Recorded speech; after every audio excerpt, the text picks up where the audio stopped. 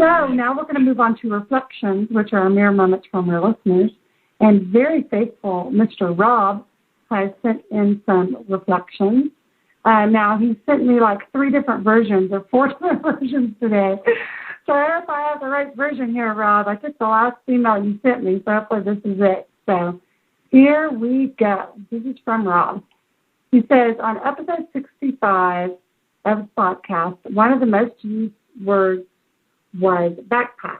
And this reminds me of my Twitter avatar, which is Kate removing her backpack. She's got a backpack on and she's taking it off. And that's his Twitter avatar. And then he says, last night there was a screening on British TV of the Stanley Kubrick movie, The Shining. And in the movie, there is a literal Nemo when Wendy sees the mirror-reflected murder, M-U backwards R, D backwards E backwards R. So he's talking about the mirror. Red rum. Red rum. Exactly. Yeah. Exactly. Okay. And then in Across the Sea, he says, another appearance was made in this episode by red wine. So this time I have bought a Chardonnay Cabernet from the vineyards of Jacob's Cabin, or Jacob's Creek. I wish it was Jacob's Cabin. It's Jacob's Creek. You should make Jacob's Cabin wine. Yeah, that's what we need to do. Jacob's Creek to drink during this edition of the podcast. I was hoping for a hint of black smoke in its taste and our Bordeaux, but at least the name fits well. And with that, I'm not referring to the well made by Man in Black. That's funny. Okay, then he says, like the boy / Man in Black, I have never left the island that I was born upon. And just like the version of the biological mother of the boy / Man in Black had made him want to leave his island, my lady, a lady has come into my life who has made me want to leave my island. And of course, that's Miss Michelle, who is his girlfriend. That was a big announcement they made last week that they're dating. Ooh. Yeah, very exciting. Get a chat room. Sorry, that was bad. It's okay.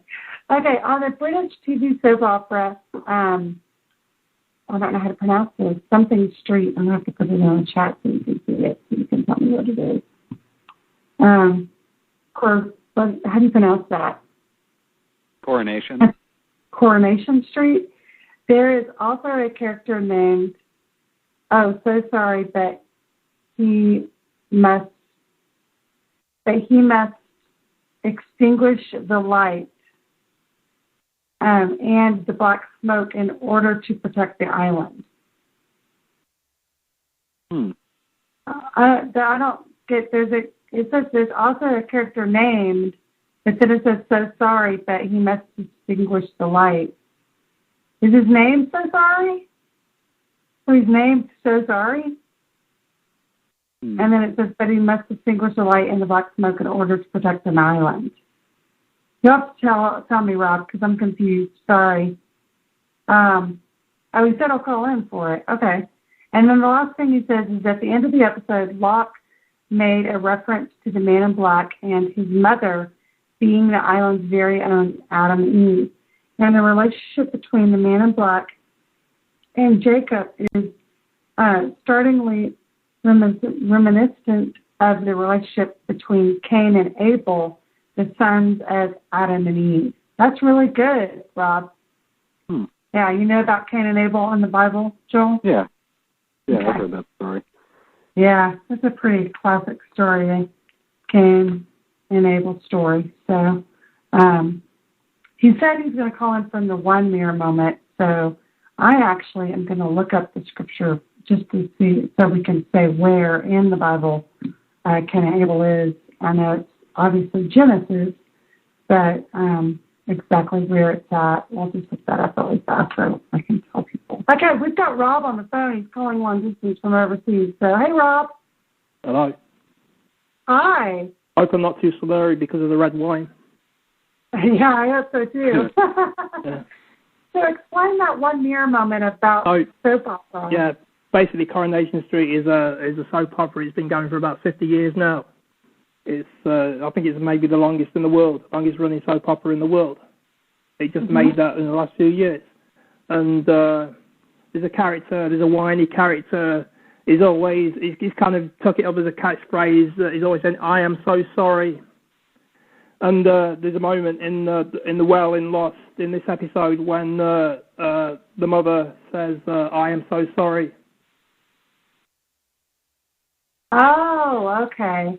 So it's what he is really is when I mean is he extinguishes the light and puts out the black smoke. He's a fireman. Oh, nice. Okay, cool. So it's not that the character's got the same name. It's just that they said they're so sorry. It was just kind of joke, because she says, "I am so sorry," like she's saying, "My name is so sorry. I am so sorry." Oh, and he's always his kind of catchphrase, "I am so sorry." Yeah. That's funny. Yeah, that's good. I like it. I said you'd be confused. Yeah, sorry, I was confused. But it was a good one. Thanks for calling in and explaining it. Yeah, okay. It's really awesome. Did you have anything else you wanted to add? I don't want to keep you long. No, get off because I've got my phone bill coming soon. Okay, great. Well, thanks for calling in. Okay. Bye. Bye. Yeah, I'm sure those calls. Always makes me want to talk in a British accent. I know. I love his accent. It's awesome. So fun to hear. So cool. Well, great job, Rob. Thank you very much for all that. Oh, and Bill just said a MiMo. A call from across the sea. Yay! Good job, Bill. What do you mean? There's nothing across the sea. Yes, there is. There's many things across the sea. That's awesome. Love it. Funny. Okay, so moving right along. Let's see what else I have here. Okay, Mother, when she went down into the well to talk to MIB, she said, "Can I join you?" to him.